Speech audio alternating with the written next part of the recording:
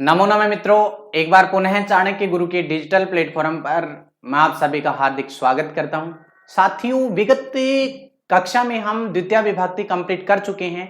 आज जो हमारा टॉपिक रहेगा वो है करण कारक। कारकों में तीसरे नंबर का जो कारक है वो है हमारा करण कारक। करण कारक, करण कारक में जो इसका कारक चिन्ह है यानी कि करण कारक चिन्ह,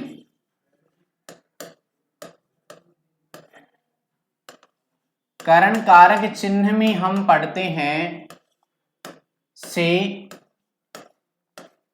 कॉमा के द्वारा, या तो से पढ़ें या फिर के द्वारा। इन दोनों के उदाहरण आपको समझाऊंगा मैं।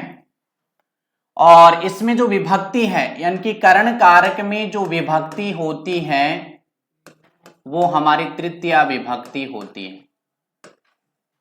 करण कारक में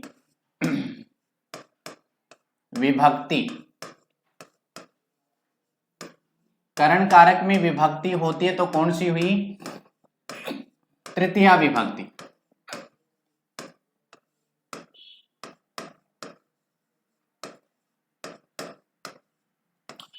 ये लीजिए तृतीया विभक्ति। कहा कि ठीक है, हमें ये बता दीजिए कि करण किसे कहते हैं। करण की परिभाषा, क्योंकि कारक की परिभाषा तो आपको पूर्व में मैं बता दिया था। यहां पे आपको जानना है करण की परिभाषा। करण की परिभाषा क्या है? तो संस्कृत में आपको उत्तर यही देना है, क्या? साधकतमम, साधकतमम कारणम। क्या बता दिया है? साधकतमम कारणम। इसका ये सूत्र है, यानी कि जो कर्ण संज्ञा करने वाला जो सूत्र है, जिस प्रकार से हम कर्ता संज्ञा की, फिर कर्म संज्ञा की, अब कर्ण संज्ञा सूत्र है। कर्ण संज्ञा सूत्र कौन सा है? कह दिया साधकतमम कारणम। कैसे कह रहा है? साधकतमम कारणम क्या है, किस प्रकार से समझ में आएगा, ये आपको जानना जरूरी है। कहा कि बस इतना ही समझना है कि साधकतमम कारणम क्रिया की सिद्धि में प्रकृष्टोपकारकम करण संज्ञम स्यात्। हिंदी में बता रहा हूं, क्रिया की सिद्धि में, क्रिया की सिद्धि में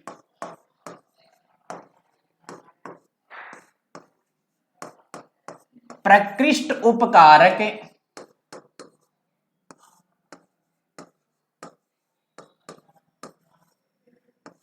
को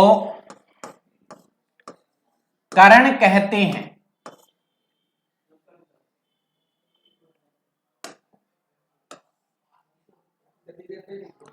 क्या कह दिया? कि क्रिया की सिद्धि में प्रकृष्ट उपकारक को करण कहते हैं। ये लीजिए, बस यही यहां पे यही बताया गया है कि साधकतमम कारणम। कह दिया कि क्रिया की सिद्धि में प्रकृष्ट उपकारक जो होता है उसे हम करण कहते हैं। यानी कि जो क्रिया सिद्धि होती है, क्रिया को सिद्ध करने में जो हेल्प करता है, सहायता करता है, वही कारक हमारा क्या होता है? करण कारक। सहायता करने वाला, सहायता करने वाला, बस ये ध्यान रखना है आपको। तो करने वाला वह क्या होता है? करण होता है। समझ गए? जैसे कहा कि जैसे में आप देख लीजिए, जैसे, जैसे में पढ़े हम, बालक कलम से, बालक कलम से लिखता है। बालक कलम से लिखता है, तो यहां पे देखिए आपको समझना क्या है कि लेखन आदि जो भी क्रिया हो रही है, लिखने की जो क्रिया हो रही है वो किसके द्वारा पूर्ण हो रही है, तो कहा कि कलम के द्वारा पूर्ण हो रही है। तो यहां पे जो बालक है ये बालक है हो जाएगा,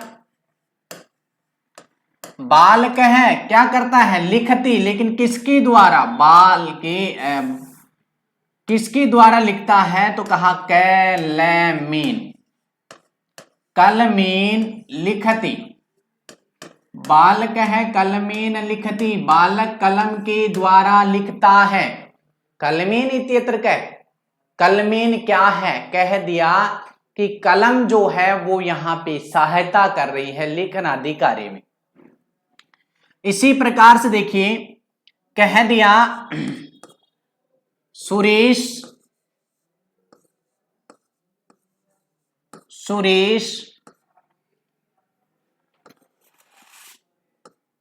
बस के द्वारा,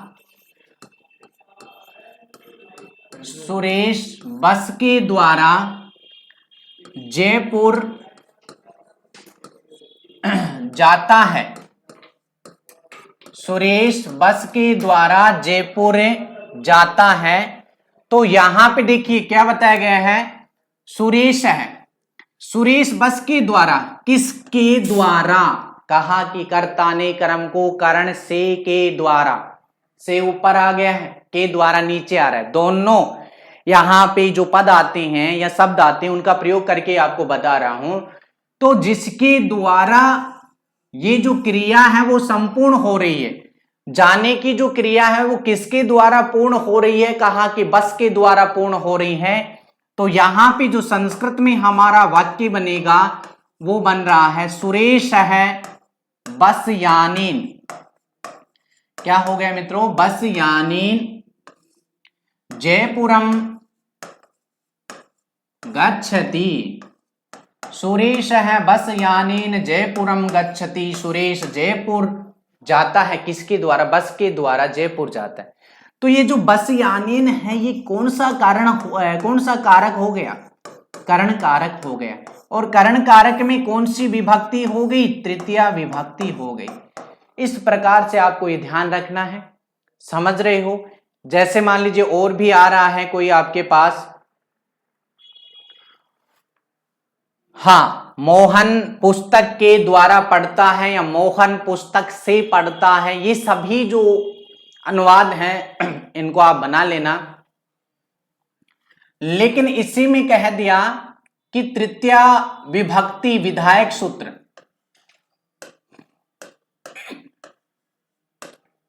तृतीया विभक्ति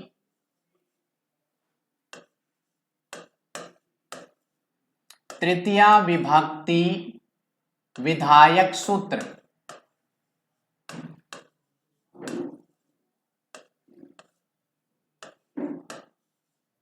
तृतीया विभक्ति करने वाला जो विधायक सूत्र है वो कौन सा है, कर्तृकरणयोस तृतीया, कर्तृकरणयोस तृतीया जो सूत्र है वो तृतीया विभक्ति करता है। ये लीजिए, अब इस सूत्र का अर्थ आपको जानना है कि कर्ता और करण में तृतीया विभक्ति कैसे हमें करनी पड़ेगी, क्योंकि आप यहां पे लिखवा रहे हो कि कर्तृकरणयोस तृतीया। कह दिया क्या कह रहे हैं ये सूत्र सुन लीजिए, अनुक्त कर्ता, अनुक्त कर्ता तथा अनुक्त करण में, अनुक्त करण में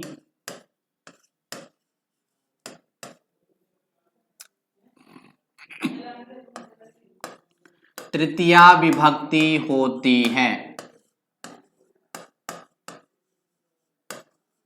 तृतीया विभक्ति होती है। ये लीजिए क्या कह दिया कि अनुक्त कर्ता और अनुक्त करण में तृतीया विभक्ति होती है। ये आपको ध्यान रखना है कि जैसे मान लीजिए कर्म वाच्य, ये 3 वाच्य होते हैं हमारे, यहां पे ये अनुक्त कर्ता क्या है ध्यान से समझिए। यदि आ जाए कि उक्त कर्ता, उक्त कर्ता में प्रथमा विभक्ति, उक्त कर्ता में प्रथमा विभक्ति, ठीक है। और इसी प्रकार से आ गया अनुक्त कर्ता में, अनुक्त कर्ता में तृतीया विभक्ति। कौन सी विभक्ति? तृतीया विभक्ति।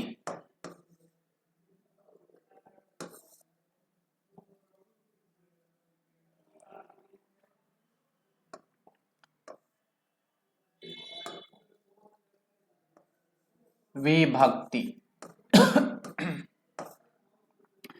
ये कहां पे होते हैं? तो ये आप देख लीजिए, ये कर्तृवाच्य में होगा,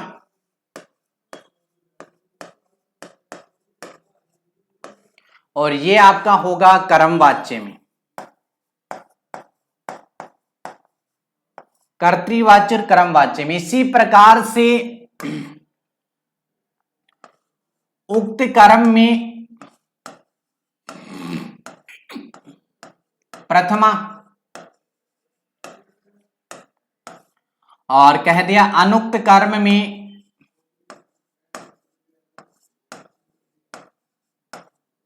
अनुक्त कर्म में द्वितीया।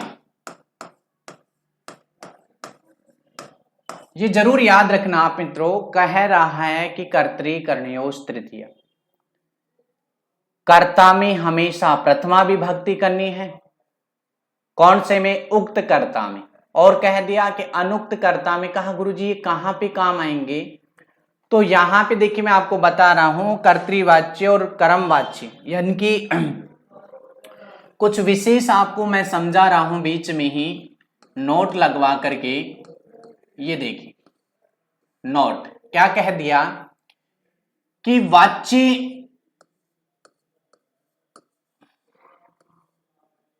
तीन प्रकार के होते हैं।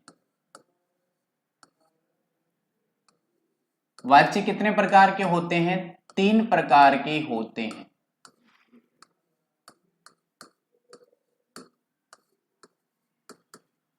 चलिए कहा कि कौन कौन से होते हैं, तो ये भी बता दीजिए। 1 नंबर पे हम पढ़ते हैं कर्तृवाच्य,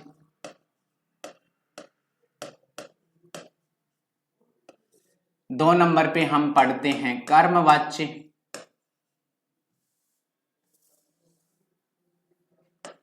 2 नंबर पे हम पढ़े कर्मवाच्य।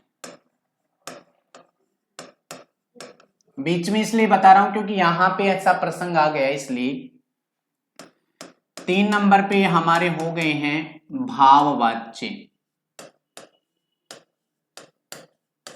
कौन सा वाच्य मित्रों? भाववाच्य। इनके सूत्र भी हैं, लेकिन पहले आप जानिए, सबसे पहले आपको जानना है कर्तृवाच्य।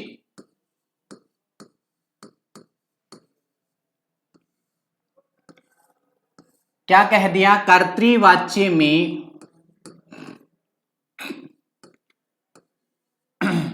कर्ता में प्रथमा विभक्ति। कर्ता में कौन सी विभक्ति? प्रथमा विभक्ति। अब प्रथमा विभक्ति का एक वचन भी हो सकता है, द्विवचन भी हो सकता है, बहुवचन भी हो सकता है। एक वचन भी हो सकता है, द्विवचन भी हो सकता है, और बहुवचन भी हो सकता है। इस प्रकार से तीनों वचन आ सकते हैं कर्ता। फिर कह दिया इसी में दूसरा नंबर पे हम पढ़ते हैं, कहा कर्म में द्वितीया विभक्ति होती है।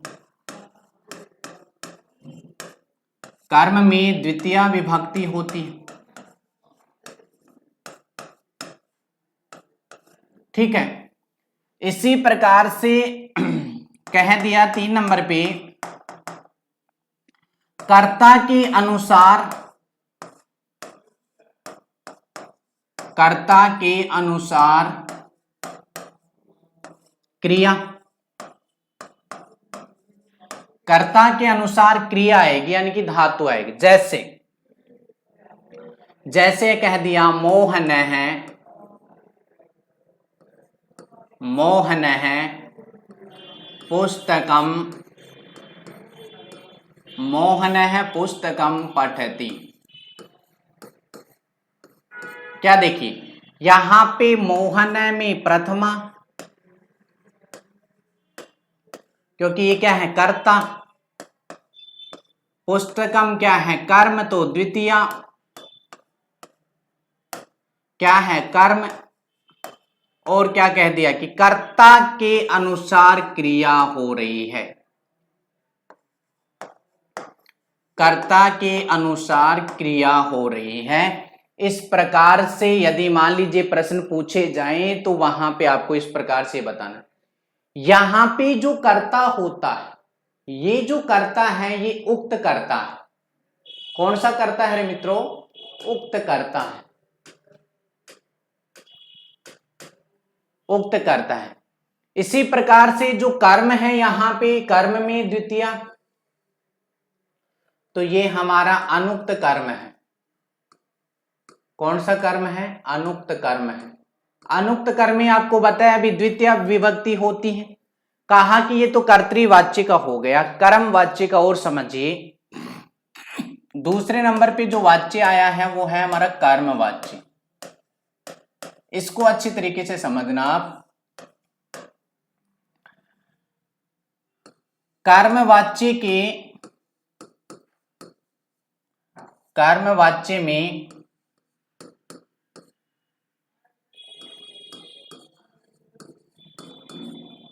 कर्ता में तृतीया विभक्ति,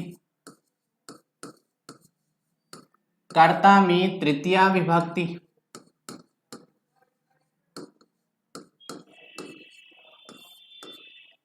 और क्या कह दिया? कर्मवाच्य के कर्म में प्रथमा विभक्ति,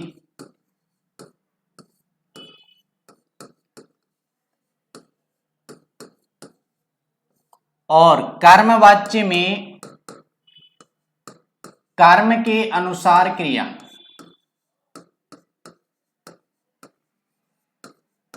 कर्म के अनुसार क्रिया। ये आपको जरूर याद रखना है। इस प्रकार से यदि याद रख लोगे तो देखिए आ गया है तेन या फिर बालकेन,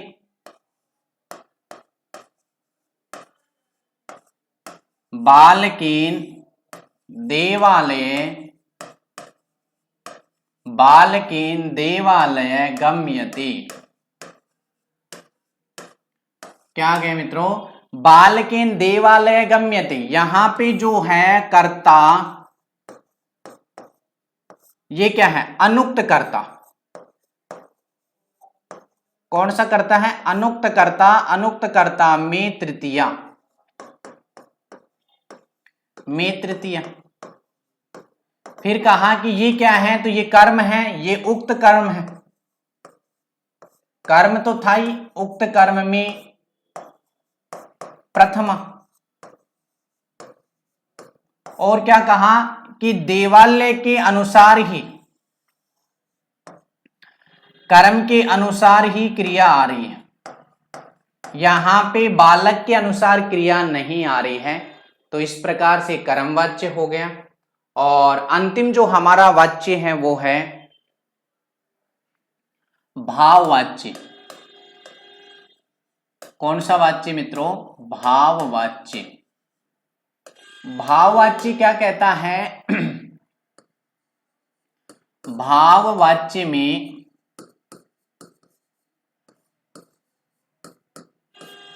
भाववाच्य में कर्म नहीं होता, भाववाच्य में कर्म नहीं होता, भाववाच्य में क्या बता दिया,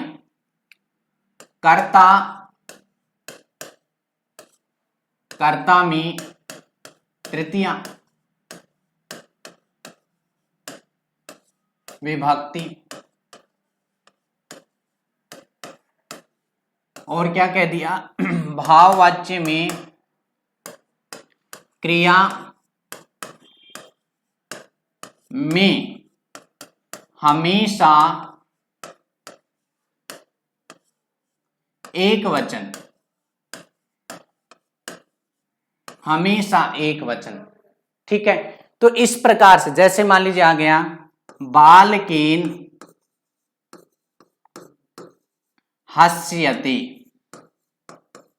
बालकेन हस्यते जो आ रहा है, तो यहां पे देखिए तृतीय विभक्ति है हस्यते, तो ये तृतीय विभक्ति, ये अनुक्त कर्ता हुआ हमारा, कौन सा कर्ता हुआ, अनुक्त कर्ता। अनुक्त कर्ता में कौन सी विभक्ति, तृतीय विभक्ति। तो इस प्रकार से यहां पे यही है कि तीन वाच्य होते हैं, और ये अनुक्त कर्ता, उक्त कर्ता, अनुक्त कर्म और उक्त कर्म की जो प्रयोग किया जाता है वो मैंने आपको बता दिया है। तो इस प्रकार से तृतीय विभक्ति में हम पढ़े साधक तमम करणम की क्रिया की सिद्धि में जो प्रकृष्ट उपकारक होता है उसे हम कहते हैं करण कारक। करण कारक में तृतीय विभक्ति होती है, तृतीय विभक्ति करने वाला सूत्र है कर्तृकरणयोः तृतीया। अनुक्त कर्ता अनुक्त करण में तृतीय विभक्ति होती है। जैसे बताया था मोहन बस के द्वारा जयपुर जाता है, तो मोहन है बस यानेन जयपुरम गच्छति।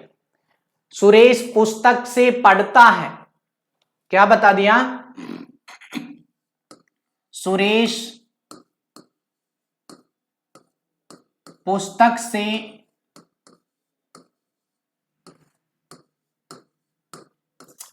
पढ़ता है। तो इस प्रकार से यहां पे देखिए क्या आ गया, सुरेश है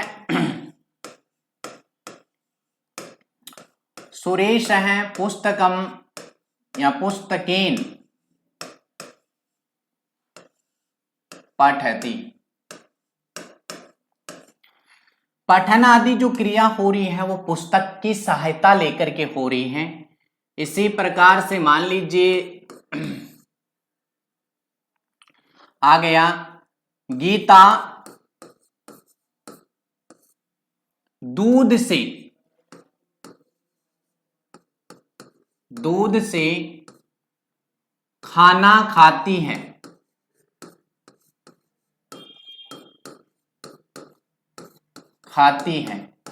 तो यहां पे देखिए गीता सहायता किसकी ले रही है, दूध से, तो दुग्धेन भोजनम खादति। इस प्रकार से तृतीय विभक्ति होती है हेल्प के योग में।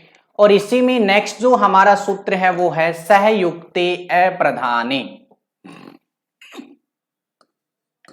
इसी का ही जो सूत्र है वो है सहयुक्ते अप्रधाने।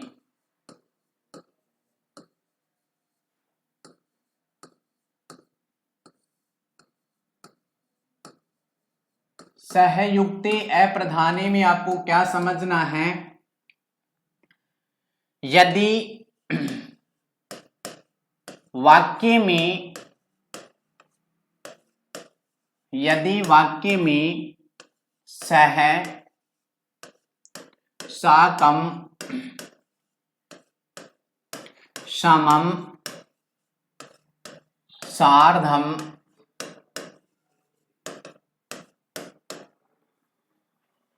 सह साकम समम सार्धम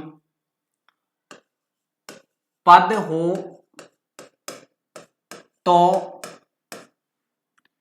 अप्रधान कारक में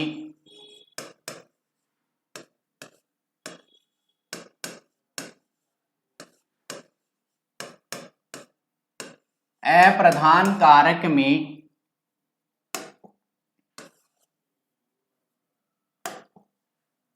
तृतीया विभक्ति हो जाती है।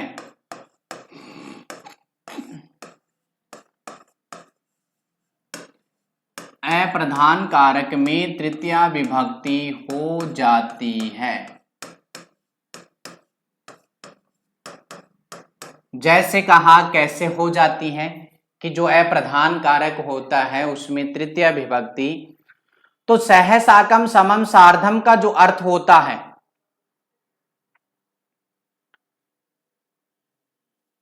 सह साकम समम सार्धम का जो अर्थ होता है, इन चारों पदों का एक ही अर्थ होगा और वो अर्थ है हमारा के साथ, के साथ। ठीक है, तो यहां पे देखिए उदाहरण, उदाहरण में पढ़े राम के साथ, राम के साथ सीता जाती है। राम के साथ सीता जाती है। के साथ किसके साथ जुड़ा हुआ है? राम के, तो क्या आ जाएगा मित्रों? रामेण सह सीता गच्छति। रामेण सह सीता गच्छति, राम के साथ सीता जाती है।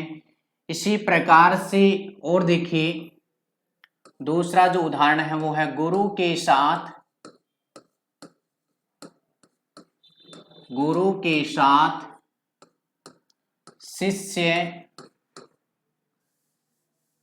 गुरु के साथ छात्र जाते हैं। गुरु के साथ छात्र जाते हैं, तो यहां पे क्या हो जाएगा? गुरुणा समम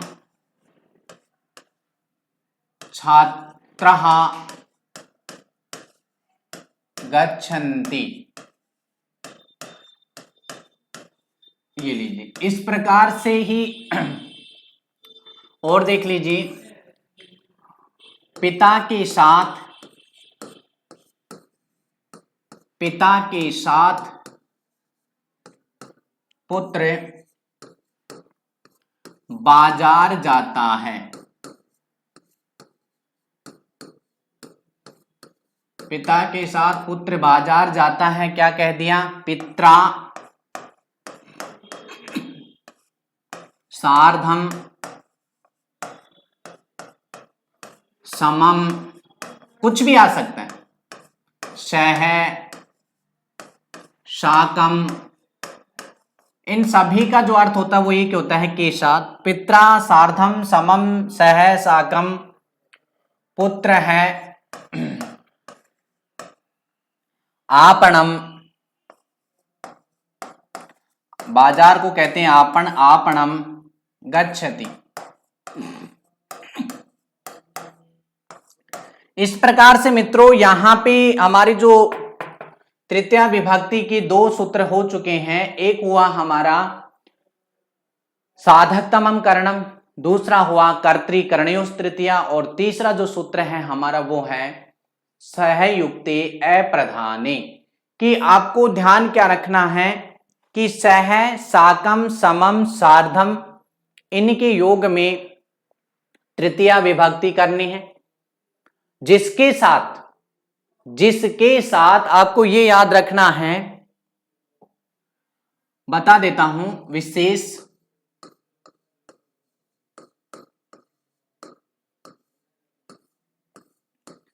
जिसके साथ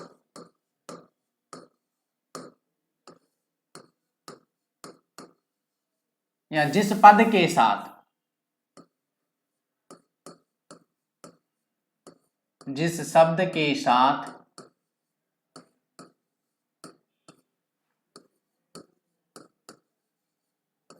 या आगे आगे के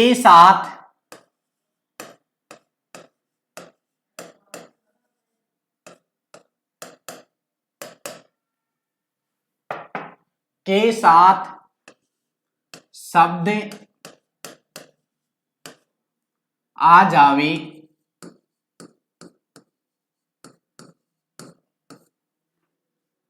उसमें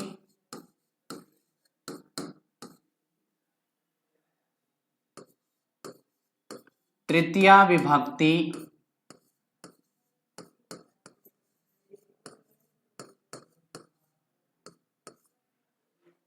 करनी है। उसमें तृतीया विभक्ति करनी है, मतलब वाक्य में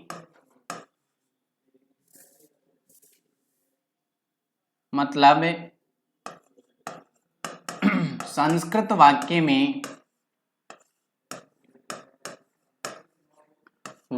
में सह साकम समम सार्धम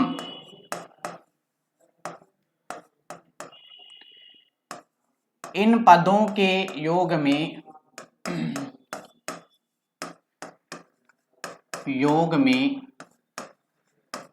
तृतीया विभक्ति हो जाती है। इस प्रकार से ये हमारे तृतीया विभक्ति के 3 सूत्र हो गए हैं। नेक्स्ट हम पढ़ेंगे येनांग विकार है से आगे जो भी सूत्र आते हैं तृतीया विभक्ति में वो। धन्यवाद।